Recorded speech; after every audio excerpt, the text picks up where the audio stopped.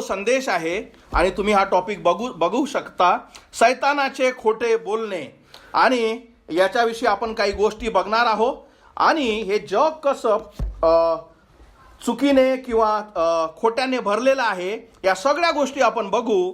त्याच्या आधी हे वचन आपण ऐकू आणि एकत्रित नाही तर मी तुमच्यासाठी वाचतो. योहान 8:44 म्हणतो, तुम्ही आपला पिता सैतान यापासून झाला आहात आणि तुमच्या पित्याच्या वासनांप्रमाणे करू पाहता. तो प्रारंभापासून मनुष्यघात करणारा होता आणि तो सत्यात टिकला नाही, कारण त्याच्यामध्ये सत्य नाही.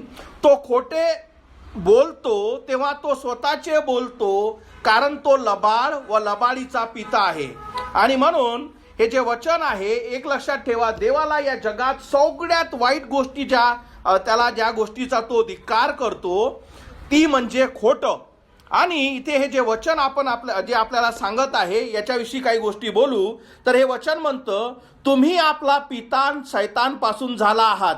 आणि यातून आपल्याला कळलं पाहिजे का आपला जन्म जो आहे तो पापात आहे, आपला जन्म जो आहे तो सैतानाच्या कुटुंबात आहे, आणि त्याच्याचमुळे आपण जन्मता खोटे बोलणारो आहोत. आपण आज जे ऐकणार आहोत ते सगळं खोट्याविषयी, की तुम्हाला सत्य कळावं.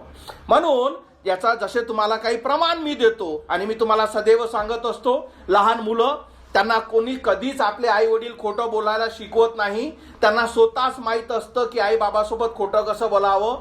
त्यांना स्वतःच माहीत असतं की शाळेत कसं खोटं बोलावं. त्यांना स्वतःच माहीत असतं की लोकांना कसं फसवावं. सांगण्याचं तात्पर्य हे जर तुम्हाला समजलं असेल, यातून आपल्याला कळतं की आपला जन्मच पापात झाला आणि आपण जो लबाड सैतान आहे त्याचेच आपण मुलं आहो. म्हणूनच त्याची शिकवणी घेऊन आपण येतो. खूपदा आपण एखाद्या मुलाला म्हणतो आहे की नाही, का रे तुझ्या बापासारखाच तू आहे की नाही, कारण आपण त्याला चांगल्यासाठी म्हणतो का नाही, त्याच्या वाईटासाठी, कारण त्याच्या बापाचे गुण आपल्याला माहित आहे आणि तेच त्याचे गुण त्याच्या मुलामध्ये दिसतो. म्हणून आपण म्हणतो का रे तुझ्या बापासारखाच तू आहे. सांगण्याचं तात्पर्य, आध्यात्मिकरित्या देव इथे म्हणतो का तुम्ही आपला पिता सैतान यापासून झाला आहात. आणि याचंच प्रमाण म्हणजे की आपण जन्मता सगळ्यात आधी खोटं बोलणं शिकतो. आपल्याला ह्या गोष्टी जन्मताच येतात. पुढे तो म्हणतो की तुमच्या पित्याच्या वासनाप्रमाणे तुम्ही करू पाहता. एक गोष्ट लक्षात ठेवा, जर तुम्हाला फक्त हा पहिलाच मुद्दा जे मी बोललो हे जर समजलं असेल ना, या पूर्ण संदेशाची गरजही नाही. की जेव्हा तुम्हाला कळतं की मी खोटा म्हणजे वचनच सांगतं की मी देवाच्या कुटुंबात नाही तर सैतानाच्या कुटुंबात जन्मलो आहे, आणि म्हणूनच देव म्हणतो की तू नव्याने जन्मला पाहिजे. तुझा पहिला जन्म सैतानाच्या कुटुंबात आहे, तो खोटारडा आहे, म्हणून तू खोटारडा आहे, आणि म्हणून तुझ्या तारणाची तुला गरज आहे. फक्त एवढ्याच गोष्टीवर जर तुम्ही विश्वास ठेवला ना, की अरे जर मी सैतानाच्या कुटुंबात आहे तर मग मी स्वर्गात कसा जाईल, देव मला घेणार नाही, इतक्यात गोष्टीमुळे एका व्यक्तीचं तारण होऊ शकतं. आणि म्हणून पुढे देव म्हणतो की तुमच्या पित्याच्या वासनाप्रमाणे तुम्ही करू पाहता.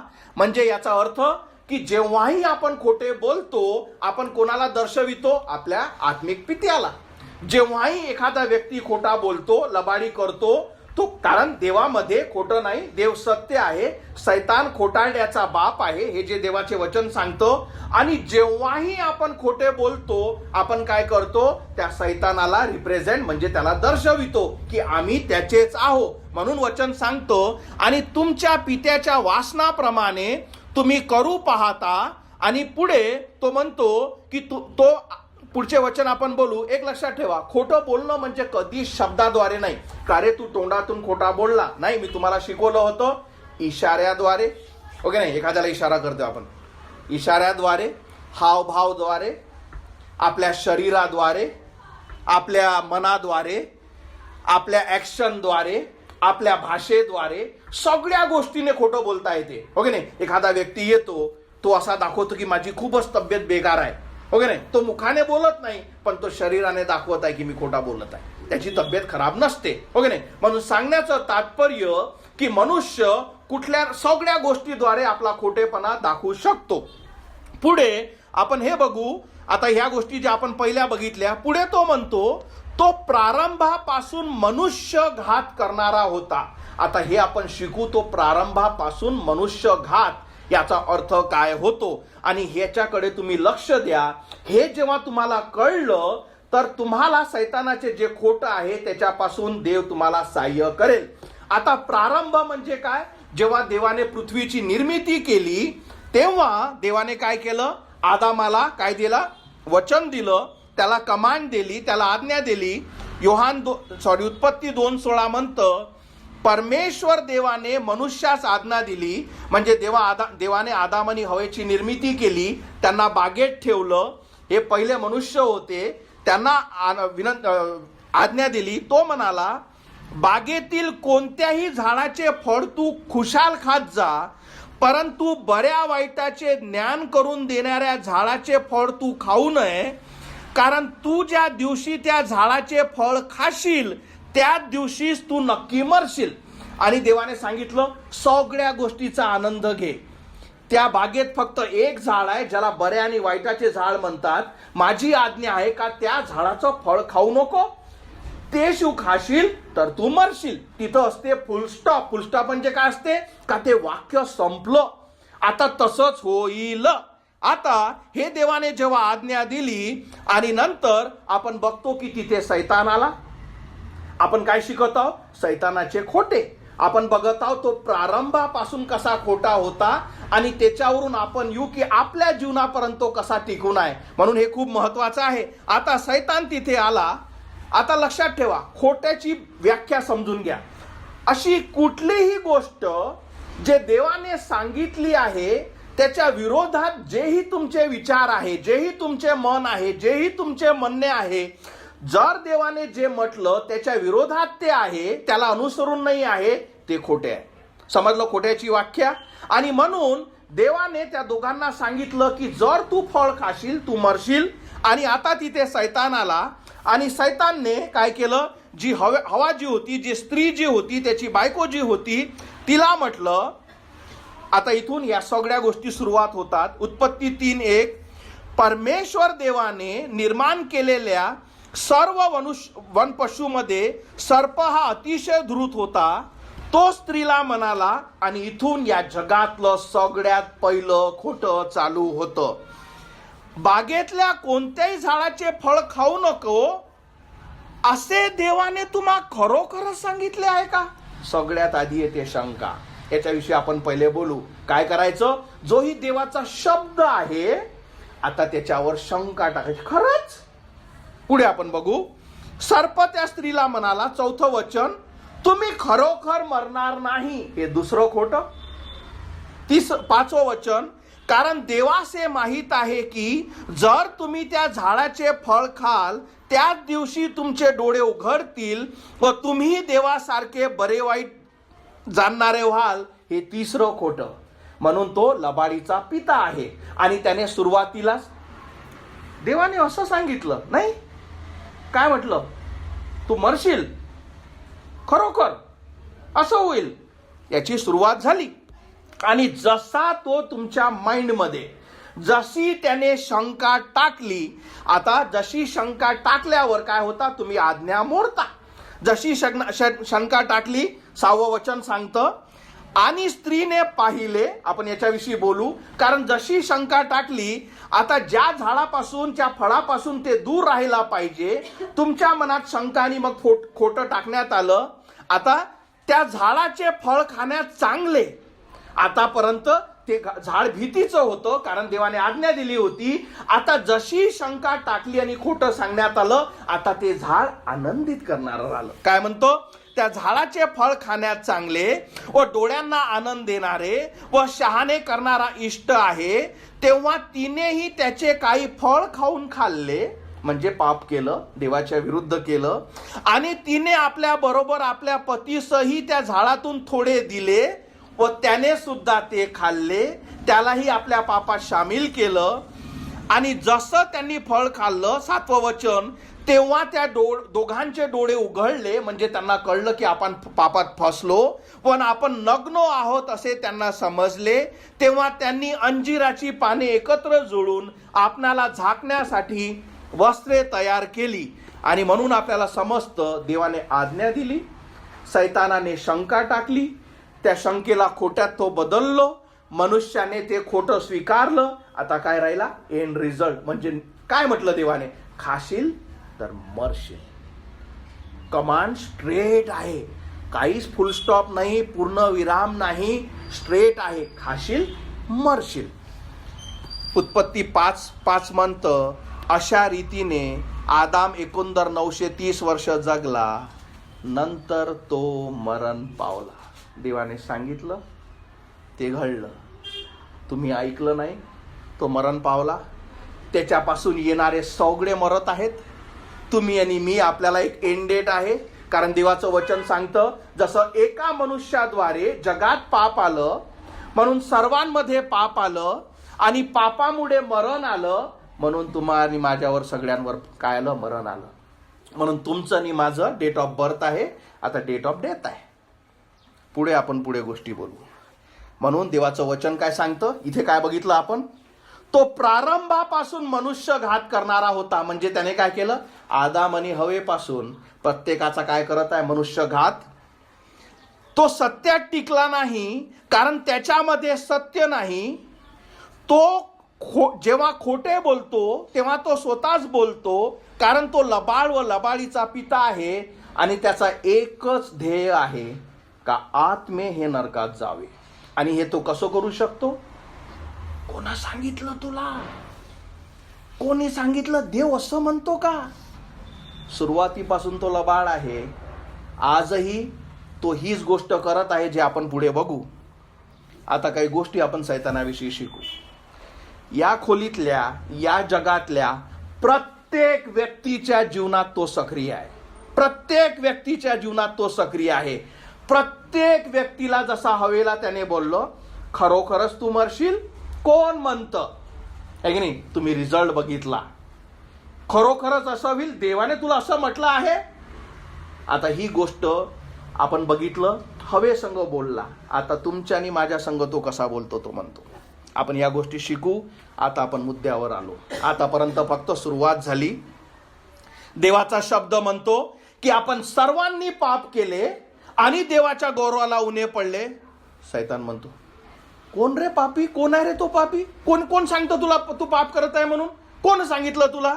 देवाचं वचन म्हणतं पापाची जे शिक्षा आहे ते मृत्यू आहे, आणि त्याच्यानंतर शिक्षा आहे शिक्षा तुझ्या पापाची.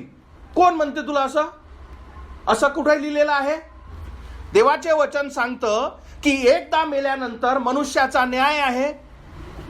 कोण सांगितलं न्याय आहे म्हणून? कधी आहे न्याय? कोण पाहिलं? तू होता तिथं? कोण जाऊन आला? कोण सांगितलं न्याय आहे म्हणून? सेम स्ट्रॅटर्जी आहे, सारखाच, कधीच बदलणार नाही. कोण म्हणते? कोण आहे वो? कोण सांगितलं असं? पुढे तो म्हणतो, येशू ख्रिस्त तुम्हाला माहित आहे जेव्हा पृथ्वीवर होता तो सगळ्यात जास्त नरकाविषयी बोलला. सैतान लोकांना शिकवतो नरक. कोण पाहिलं? तो जाऊन आला का? तो तुला कसं माहित नरक आहे म्हणून? काही तुला भीती दाखवतो, काही तुला हे गोष्टी सांगतो. कोण बघितलं? खरोखर सदैव शंका तुमच्या मनात टाकतो. देवाने सगळ्यात जास्त आपल्या आत्म्याविषयी सांगितलं की तुमचा आत्मा मेल्यानंतर नरकात जाईल जर तुम्ही ख्रिस्ताला स्वीकारलं नाही. तुम्हाला तारण्याची गरज आहे. म्हणून त्याने तो श्रीमंत मनुष्य आणि त्या लाजराविषयी सांगितलं की जसा तो मेला तो नरकात गेला. हे यासाठी देवाने सांगितलं की तुम्हाला तुमची आत्मिक कंडिशन समजावी. सैतान येतो, कोणता श्रीमंत मनुष्य? कुठली गोष्ट? काय बोलत आहे? बघ नाही, बरोबर तुमच्या विचारावर सदैव चालूत असतो. सदैव शंका, सदैव शंका. देवाचं वचन सांगतं की जेव्हा तो श्रीमंत मनुष्य नरकात टाकण्यात आला, त्याने सगळ्यात आधी जे इजा त्याच्यावर झाली, जो तळपतो होता, त्याने सगळ्यात आधी, लक्षात ठेवा, एक सुंदर गोष्ट आहे, याला मिस करू नका. खोटं आहे की नाही? खोटं सगळ्यात जास्त कशानं बोलल्या जातं? या जिभीनं. त्याने माहिती आहे सगळ्यात पहिला काय प्रश्न विचारला? त्याने काय विचारलं? त्याला काय गरज होती? माझ्या जिभेवर तू पाण्याचा थेंब टाक, कारण ही जळत आहे. ही काय आहे? जळत आहे. आणि म्हणून शैतान काय म्हणतो? काय? नरक, अग्नी, या अशा गोष्टी. कोण सांगितलं? खरोखर असं आहे? बिलकुल असं नाही. पुढे देव म्हणतो योहान 3:16 मध्ये देवाने म्हटलं की देवाने जगावर एवढा प्रेम केलं की आपला पुत्र येशू ख्रिस्त दिला. अच्छा, म्हणजे येशू ख्रिस्त देवाचा पुत्र आहे आणि तुझा विश्वास आहे या गोष्टीवर. त्याने तुला सांगितलं आणि बस तू ऐकून घेतलं. खोटं. पुढे देवाचे वचन म्हणतं की देवाने पुत्र आपला दिला तुमच्या पापासाठी, तुमच्या पापाची फेड त्याने क्रुसावर केली. म्हणजे ही किती वाईट गोष्ट आहे का जर तुम्ही सॅल्वेशन किंवा तारणाशिवाय जर तुम्ही निघून गेले, हे किती वाईट गोष्ट आहे की ज्या पापाची फेड पूर्ण झालेली आहे तरी ती भोगण्यासाठी तुम्ही जाता. याच्यासारखी दुसरी गोष्ट, वाईट गोष्ट नाही. सैतान येतो, काय रे असं असते का? तुझ्या पापासाठी आणि तो देवाचा पुत्र क्रुसावर मेला. कोण पाहिलं? कोण सांगितलं तुला हे असं आहे म्हणून? कोण सांगितलं त्याने तुझे पाप घेतले म्हणून? कोण सांगितलं तुला तो तुला तारू शकतो म्हणून? देवाचे वचन सांगतं का जोही विश्वासाने हाक मारेल का येशू माझा आत्मा वाचो, मी त्याला वाचवेल. बस एवढं असते काय? कोण सांगितलं असं होते म्हणून? बिलकुल असं होत नसते. काही तुला हाक मारण्याची गरज नाही. तू पापीच नाही. जे पापी आहे ते पापी तो आहे जो टीव्हीवर दिसल्या जाते, त्याला पोलिसांनी पकडलं तो आहे. तू थोडी पापी आहे. तू तर चांगला आहे, तुला तर चांगले म्हणतात लोक. कोणी सांगितलं तुला? हो, हा देवाचा शब्द म्हणतो. कोण सांगितलं हा देवाचा शब्द आहे? आता तो मूर्ख आहे, तो ओरडतो. तुला कोणी सांगितलं हा देवाचा शब्द आहे? ओके नाही. एदेन बागेत तो जितका कार्यरत नव्हता तितका तुमच्या आणि माझ्या जीवनात आहे. देवाचे वचन सांगतो तारण हे देवाचं दान आहे. जो विश्वासाने स्वीकारतो तो त्याला घेऊ शकतो. अच्छा, म्हणजे मला स्वर्ग असं फुकटच भेटीन? या जगात काही फुकट भेटते का भाऊ? कोणी विश्वास ठेवणार आहे का या गोष्टीवर? देवाचं वचन सांगतं की मी तुमच्यासाठी सगळं केलं आहे. मी आपला प्राण तुमच्यासाठी दिलं, माझं रक्त तुमच्यासाठी सांडवलं, आपला जीव तुमच्यासाठी दिला. तुम्ही मला हाक मारा, हे दान आहे, मी तुम्हाला देतो. एवढं? इतर राजा 1 रुपया कोणी देत नाही. कोण म्हणतं तुला की सॅल्वेशन तारण फ्री आहे? बोलतो की नाही तुमच्या संग? येशू ख्रिस्त म्हणतो मार्ग, सत्य आणि जीवन मीच आहे. अच्छा, म्हणजे त्याच्याचद्वारे फक्त तारण आहे. तोच तुम्हाला वाचू शकतो आणि बाकी काहीच नाही. कोण म्हणतो तुला असं? मी तुम्हाला सदैव सांगितलं हा देवाचा शब्द आहे. खोट्याची व्याख्या काय सांगितली? जेही देवाच्या शब्दाच्या विरोधात आहे, तो जेही सैतान तुम्हाला शिकवतो, पटवतो, शंका देतो, तो काय करत आहे? ते खोटं आहे आणि तो तुम्हाला फसवत आहे. कशासाठी? का तुम्ही अंधारात राहावं. आणि जसा तुम्ही आपला श्वास सोडता आणि हे सत्य नाकारता, कारण तुम्ही त्या खोट्यावर विश्वास ठेवला, जो आत्मे फसवणारा, जो आधीपासून घात करणारा आहे, तो तुमचाही घात करतो आणि आपण नरकात निघून जातो. आपल्याला सत्य कळतं पण काय होऊन जातं? उशीर होऊन जातं. देवाचं वचन सांगतं की एकही खरा नाही, सर्वांनी पाप केलं, एकही खरा नाही आणि सगळे देवाच्या गौरवाला उणे पडले. कोणीच आपल्या कार्याद्वारे कोणी स्वर्गात जाऊ शकत नाही. अच्छा, म्हणजे हे बाकीचे सगळे लोक खोटे आणि हा देवाचा शब्द खरा. कोण म्हणतं असं? खरंच तू वाईट नाही. तिला काय सांगितलं? खरंच तू मरणार नाही, खरंच तू वाईट नाही. आणि जसं ते सांगतो, ओके नाही, आपले विचार, आपले मन त्या खोट्यांवर विश्वास ठेवतात. पुढे देवाचे वचन सांगतं चोरी करू नको, लबाडी करू नको.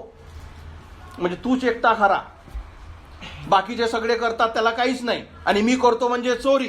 कोण सांगतं तुला? देवाचं वचन सांगतं की देव तुमच्या प्रत्येक गोष्टीचा न्याय घेईल. प्रत्येक गोष्ट रेकॉर्डेड आहे. अच्छा, देवाला म्हणजे तेच काम आहे. कोण सांगतं असं? आणि या सगळ्या गोष्टीद्वारे तो काय करतो? मनुष्याला फसवतो. रविवारी चर्चचं इन्व्हिटेशन येतं ग्रुपमध्ये. सैतान चर्च दर रविवारी जा लागते. कोण जात असते रे? काय गरज आहे रविवारी जायची? कोण सांगितलं तुला? कारण एकदा तुम्हाला तो चर्चमध्ये आउट करू शकला, तो जिंकला. कारण आता सत्य कुठंच तुम्हाला भेटत नाही.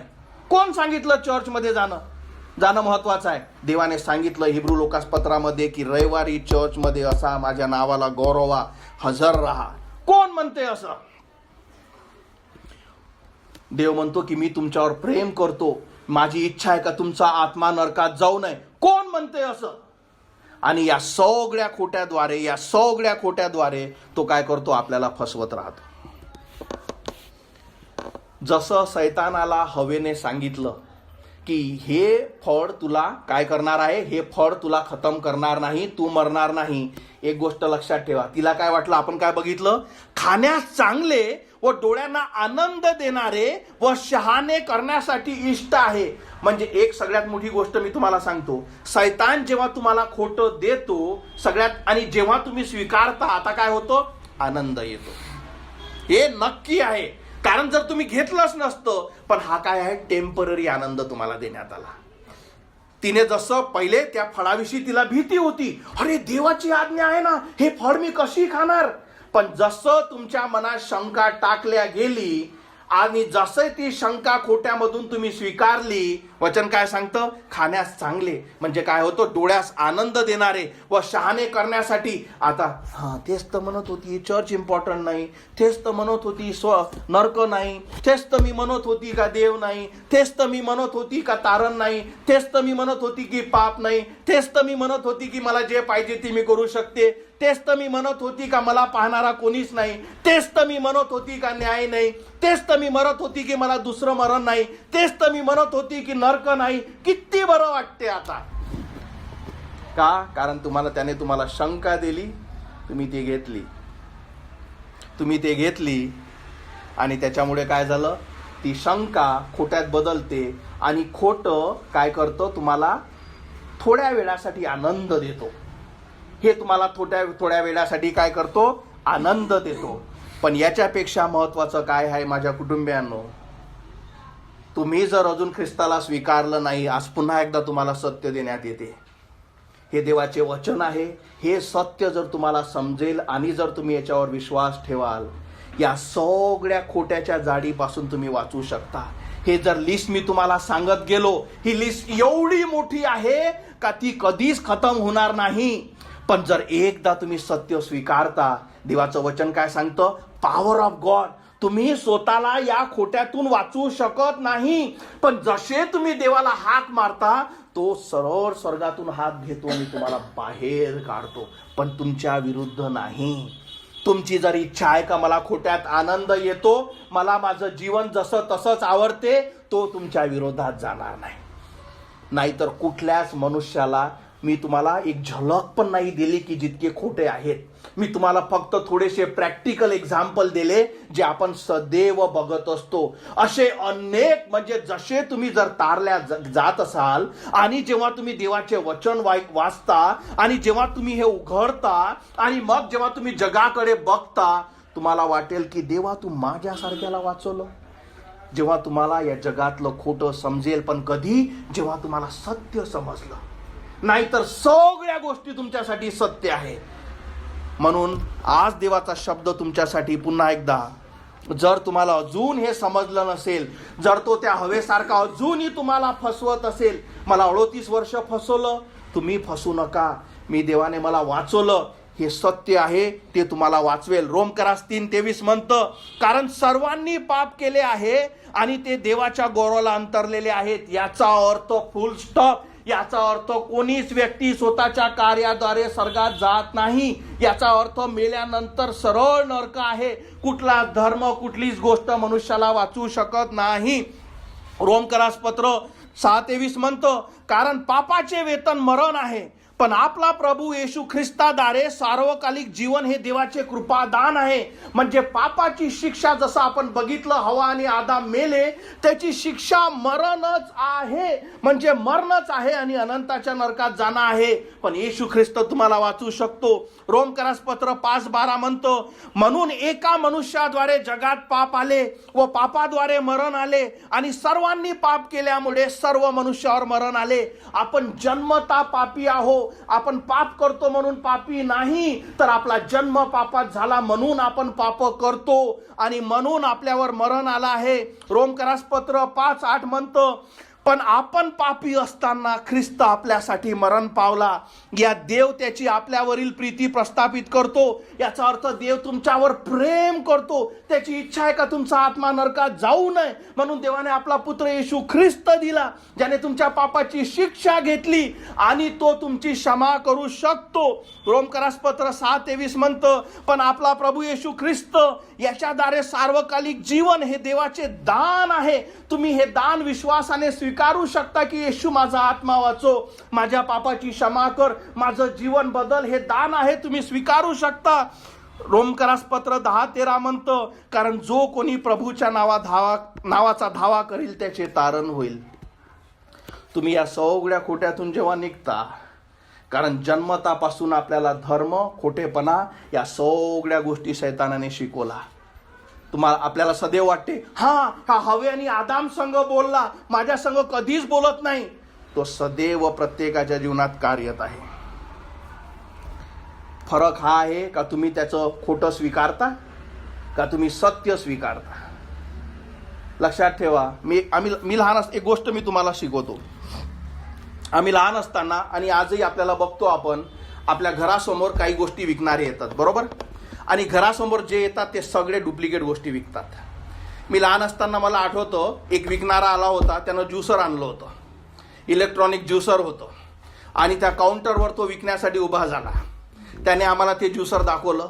आम्हाला त्या गोष्टीविषयी काहीच माहिती नव्हती. फक्त हे मस्त दिसलं का, अरे संतर टाकल्यावर ज्यूस येते, याच्यासारखी चांगली गोष्ट नाही. ही आजपासून 20 वर्ष आधीची गोष्ट आहे. आज मला आठवते, आता तो म्हणाला की मॅडम किंवा आम्हाला किंवा केवढ्याचं देता. त्यानं जे किंमत सांगितलेली समजून घ्या 2000 रुपये, आणि नाही आपण हे घेऊ शकत नाही. त्या मनुष्याला माहीत आहे की हे खोटं आहे. त्याला मनुष्याला माहीत आहे ही जळलेली मशीन आहे. त्या मनुष्याला माहीत आहे की एकदा झाल्यानंतर हे खतम होऊन जाईल. पण त्याचं कार्य काय होतं की तुम्हाला विकणे. तुम्ही सांगा तो सही किती, अरे तुम बोलो तो सही कितने में, तुम बोल ही नहीं रहे. नहीं 2000 बोलो, अरे तुम बोलो तो 500 देती.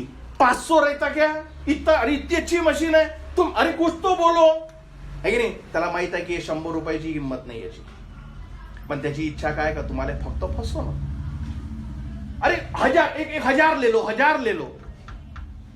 आणि असं केल्यानंतर ते मशीन जेवढ्यात त्याला तुमचा विकत घ्यायची आहे त्यात तो तुम्हाला विकतो. आजही या गोष्टी घडतात. तुमच्या रोडवर ते लोक येतात, आणि आपण पहिलाच यूज जेव्हा केला आपल्याला समजतं की आपण काय गेलो, फसलो. असाच शैतान तुम्हा प्रत्येकाला, जगातल्या प्रत्येक व्यक्तीला फसवतो. का तू सत्याच्या दूर राहण्यासाठी तुझी किंमत काय आहे.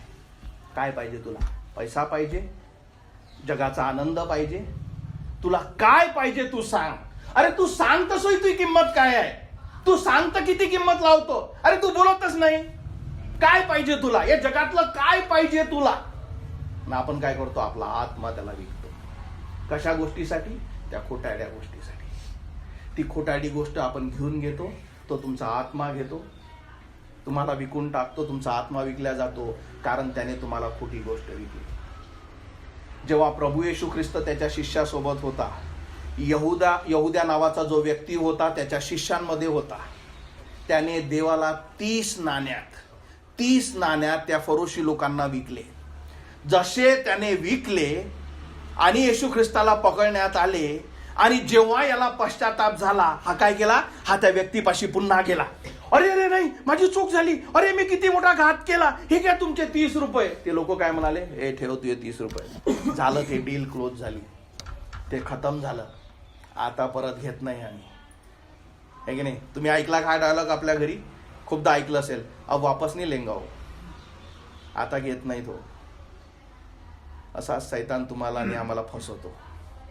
एकदा तुम्ही त्या खोट्यात जसा लेनदेन गेला, त्याने त्या यहुद्याला शिकवलं, अबे 30 रुपये, 30 नाणे, अरे किती महत्वाचे आहे, अजून पाहिजे का सांग न. विक न त्या येशूला, अरे विक न त्याला, अरे सोड न त्याला, अरे ते सत्य सोड, अरे 30 बघ ना किती महत्वाचं आहे. पण ते हो घेतो, हे माझी किंमत. त्याने येशू ख्रिस्ताला नाही विकले, त्याने स्वतःचा आत्मा 30 नाण्याला विकला. समजलं. सैतान फक्त बाहेरील गोष्टी दाखवतो. अरे आनंद किती आहे या जगात, अरे किती प्लेजर आहे, अरे किती मजा येत आहे, हे सगळं सोडतो आणि देवदेव करता. अरे मूर्ख आहे का तू? काय असते हे तर देवदेव करणारा तो आहे पोरगा, त्याच्या मागे काय लागतं? हे जगातलं बघणं, ते मित्र, ते आनंद, ते कुटुंब, अरे याची मजा करणं. या जगात किती सारा आनंद आहे. कोण देवदेव करते आज, आहे की नाही? तुम्ही या करता त्या सैताना संग डील होते. जसं तो म्हटलं ना विकणारा, कितने, अरे बोलो तो सही, तुम बोली नाही रहे. त्याला माहित आहे का मी याला खोटं विकत आहे. त्याची फक्त एकच इच्छा आहे की तुम्ही बोली लावा, तुम्ही बोली लावा. काय पाहिजे तुम्हाला, हे पाहिजे का? एक लक्षात ठेवा, जसे तो यहुदी त्या लोकांपाशी गेला, त्यांना काही किंमत नाही त्या नाण्याची. त्यांनी काय केले? सरळ खाली फेकले. रेहड हे नाही पाहिजे आम्हाला. काय? कारण सैतानाला माहित आहे या जगातल्या कुठल्याच गोष्टीची काहीच किंमत नाही. जी किंमत आहे ते तुमच्या आत्म्याची. त्याने म्हटलं अरे हे सापडला, हो गया तुम्हारा, तो तुमचा आहे आता. आणि मनुष्य अनंताच्या नरकात निघून जातो. का? कारण मला खोटं विकण्यात आलं, मला खोटं देण्यात आलं, मला शिकवण्यात आलं की मी चांगलाच आहे, मला शिकवण्यात आलं की मी नरकात जातच नाही, मला शिकवण्यात आलं की मी चांगलाच मनुष्य आहे. मला कोणी मला ह्या सगळ्या गोष्टीने मला शिकवण्यात आलं, मला लपून ठेवण्यात आलं, माझे डोळे बंद करण्यात आले. मला हेच सांगण्यात आलं का येशू ख्रिस्त तुला वाचू शकत नाही. माझ्या कुटुंबियांनो, तुम्ही कुठे आहात? मी एक तुम्हाला सरळ गोष्ट सांगतो. तुम्हाला वाईट वाटून तुम्ही निघून गेलेले हे जास्त बरं, पण अजून जर तुम्ही ख्रिस्ताला स्वीकारलं नसेल, अजून जर तुम्हाला या गोष्टीविषयी शाश्वती नाही की मी मरून कुठं जाईल, तो सैतान तुमच्या जीवनात कार्यरत आहे. तो तुम्हाला राहू दे ना, बस जाऊ दे, हे ऐकून घे, बस संपतेच आता, 5च मिनिटं राहिले आणि तू निघून जा. काहीच ऐकायची गरज नाही, काहीच तो निर्णय घेण्याची गरज नाही. कुठं फरक पडतो? बरोबर तुमच्या कानासोबत कार्यरत आहे की नाही? म्हणून मी तुम्हाला सांगतो की जेव्हा हे समजू नका की नाही तो तिथे होता, तुम्हा प्रत्येकाच्या जीवनात जर तुम्ही अजून ख्रिस्ताला स्वीकारला नाही, याचा अर्थ खरोखरच तू मरशील, खरंच नरक आहे, खरंच तुला अग्नीत टाकल्या जाईल, खरंच तुझा आत्मा खरंच जळत असेल. कोण म्हणतं? अजून तुम्ही त्याला हाक मारली नाही, तुम्ही त्याच्या लबाडीला फसत आहात. तो तुम्हाला जगातल्या गोष्टी दाखवत आहे, जगातले प्लेजर, जगाचा आनंद, जगाच्या गोष्टी, जगाचं खोटं सगळं देत आहे. कारण त्याची इच्छा आहे का तुमचा आत्मा तुम्ही त्याला विकावा. आणि जसे तुम्ही त्याला फसता, देवाचं वचन सांगतं आदाम मेला, कारण तुम्ही सत्य स्वीकारले नाही. आज तुमच्यापाशी निर्णय आहे. जर तुम्हाला जराही शाश्वती नसेल का मी मरून दादा कुठं जाईल मला माहीत नाही, तर देवाचे वचन सांगतं की आपण सर्व पापी आहो आणि मरून नरकात जाईल. पण देवाचा पुत्र तुमच्यावर प्रेम करतो. जसे तुम्ही विश्वासाने त्याला हाक मारता, येशू माझा आत्मा वाचव, माझ्या पापाची क्षमा कर, मी विश्वास ठेवते परमेश्वरा की तू देवाचा पुत्र आहे, मी विश्वास ठेवतो परमेश्वरा की तारण हे दान आहे, मी विश्वास ठेवतो माझ्या पवित्र देवा की मी पापी आहे, मला अग्नीत जायचं नाही, मला नरकात जायचं नाही, येशू माझा आत्मा वाचव. जसे तुम्ही विश्वासाने हाक मारता ते सगळे खोट्याचे जाळे येशू ख्रिस्तच मोडू शकतो. वचन सांगतं की सत्य तुला कळेल आणि तू मोकळा होशील. जर नाही तर तुम्ही सदैव पस्तावत राहाल की माझा आत्मा मी कशा गोष्टीसाठी विकला. आपले डोळे बंद करू, आपल्या मानाखाली घालू. जसं मी तुम्हाला सांगितलं, जर तुम्हाला चेक करायचं असेल की हो सैतान माझ्या जीवनात कार्यरत आहे का नाही हे मला माहीत नाही, जर तुम्हाला हे सत्य समजलं नाही की तुमच्या पापाची शिक्षा अनंतकाळचा मृत्यू आहे, आणि अजून जर तुम्हाला या गोष्टीविषयी शाश्वती नाही का मी जर आज मरेल तर माझा आत्मा स्वर्गात जाईल याच्याविषयी मला माहीत नाही, याचा अर्थ तुमच्या जीवनात तो कार्यरत आहे. याचा अर्थ तो तुम्हाला फसवत आहे, तुम्हाला जगातल्या गोष्टी दाखवत आहे. जसे अनेक फसले आहेत, तो तुमच्यावरही कार्य करत आहे. अरे तुला काळजी करण्याची गरज नाही, तू मरणार नाही, तू काय वाईट नाही, तू काय इतका वाईट नाही आहेस.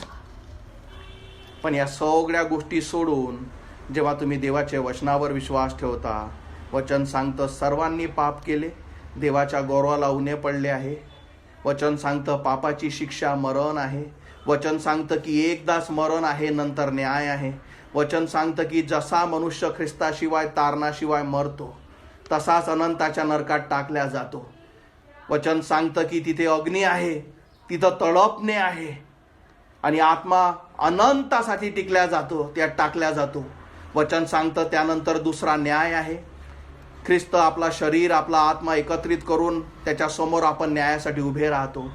आणि नंतर दुसरं मरण आहे, जेव्हा जे सैतानासाठी बनवलेल्या नरकामध्ये प्रत्येकाचा आत्मा टाकला जातो. हे देवाचं सत्य आहे, हे देवाचं वचन आहे. याच्यानंतर फुल स्टॉप आहे आणि या गोष्टी अशाच होणार आहे.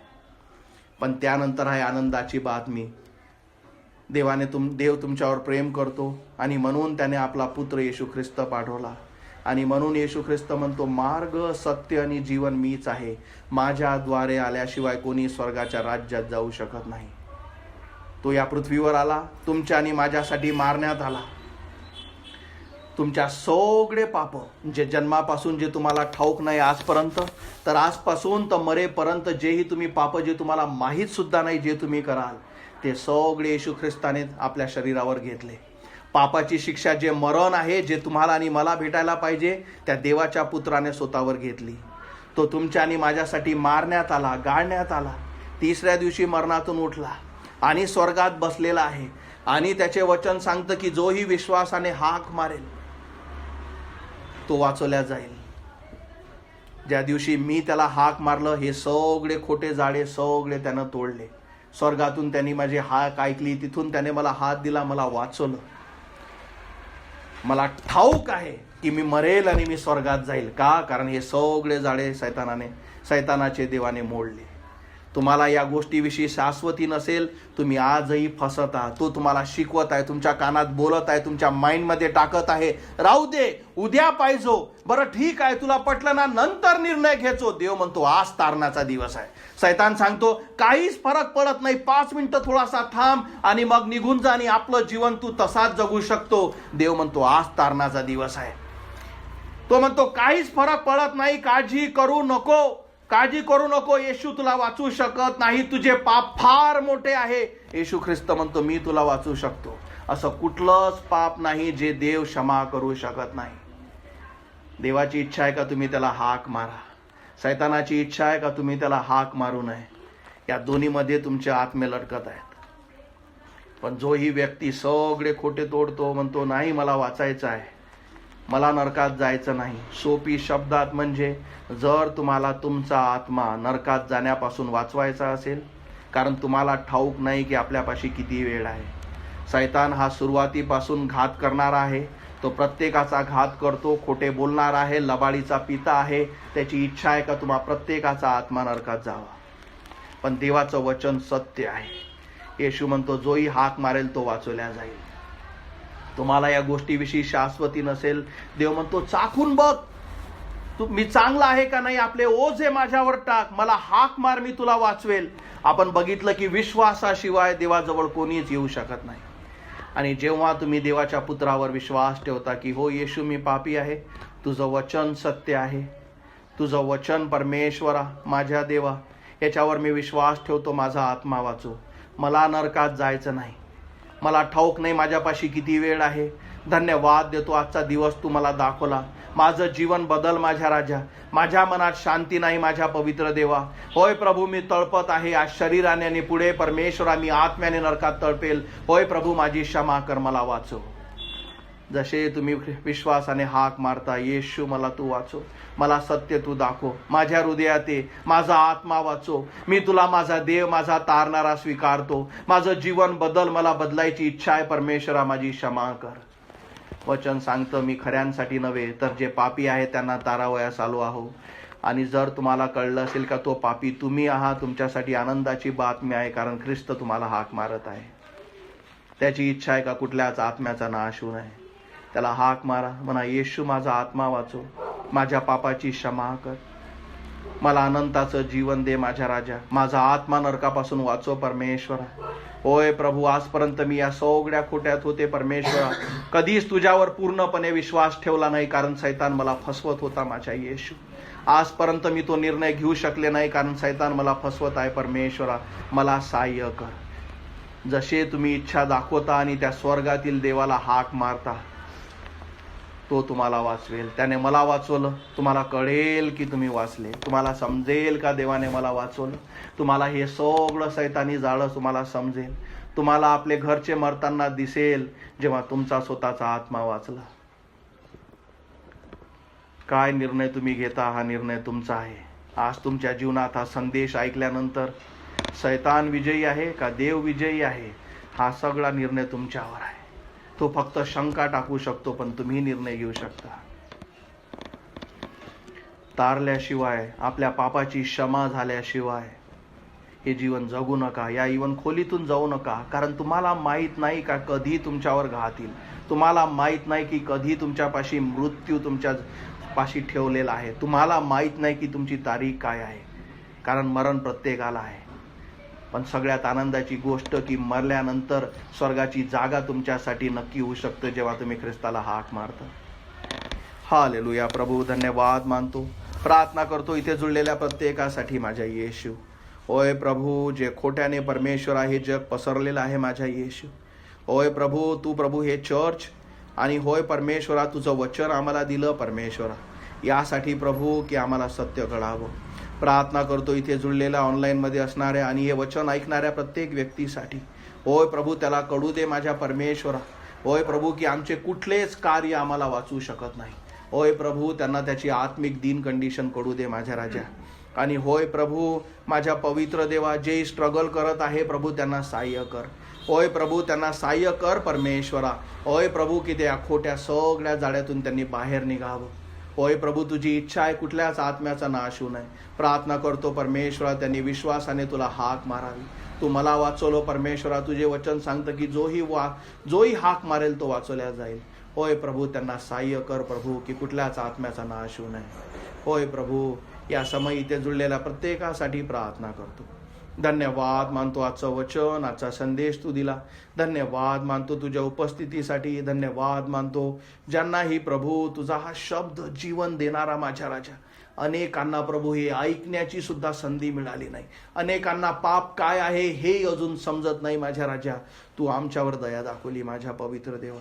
त्यांना या गोष्टी कळू दे माझ्या पवित्र देवा. धन्यवाद मानतो आजच्या दिवसासाठी, आमच्या संग बोलण्यासाठी. धन्यवाद मानतो जे महान तारण तुझ्यापासून आहे. धन्यवाद मानतो जे आमच्यासाठी तू क्रुसावर केलं माझ्या येशू. तुझे वचन सांगतं की सत्य तुला कळेल आणि तू मोकळा होशील. प्रार्थना करतो इथल्या प्रत्येका व्यक्तीला प्रभू तू सत्य दाखव, ते स्वीकारण्यासाठी सहाय्य तू कर.